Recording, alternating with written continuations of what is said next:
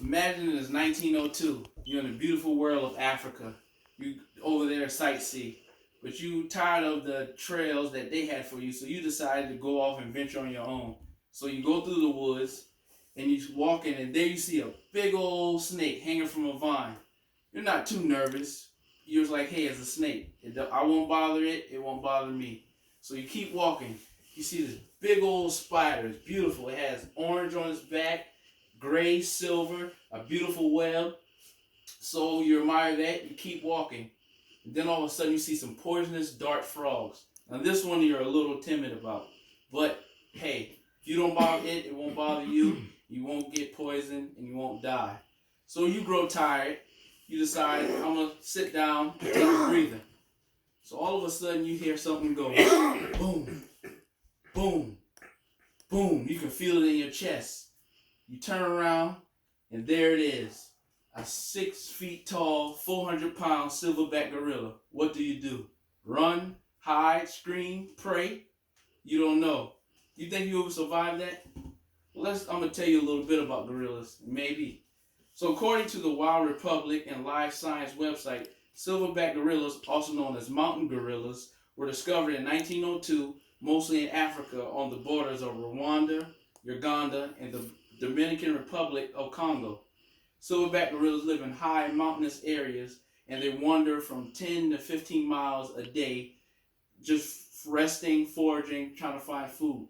Something that big, you would think, wow, they must eat nothing but pure meat, raw animals, and anything to be in that such great shape. But surprisingly, they don't. They love fruit, melons, bamboo, ants. So it kind of makes you think, should we be eating meat? If they're in that good shape, maybe not. One male has about maybe 5 females to his colony.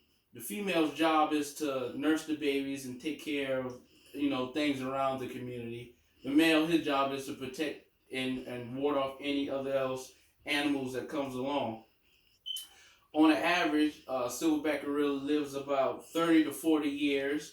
Their normally average height is, like I said before, 6 feet, and they normally weigh between 400 and 450 pounds, and that's raw muscle. On the Burgorilla article, silverback gorillas have a vocabulary of 1,000 signs and understands 2,000 words of English. Humans get compared to silverback gorillas a lot because of the features we have. Silverback gorillas' IQ are about 70 to 95, while humans are IQ are about 100. Some of us, at least. And we also have our hands and feet. Silverback gorillas also are known to walk on 2 feet, which they don't do too often because they're more powerful on all fours. So they feel more secure and safe on all fours, but they can walk on all 2 feet. Silverback gorillas get their name from their silver patch that grows on their back when they become adult males, and that was stated on the science website. On Rwanda's Gorilla Safari website, it describes them as being as peaceful animals until they're provoked. But they just won't all of a sudden attack you. They will give warning signs, kind of like a dog does. He'll bark, he'll growl, and then he'll maybe jump on you. But gorillas, before they do that, they'll jump, they'll beat their chest, and the noise sounds like that. They'll stomp their feet, and if then you don't get the point and leave them alone, you don't want to see the next sign they'll give you. It won't be that good. A few years back, on the National Public Radio, there was a story of a famous gorilla. His name is Harambe. He was a male gorilla.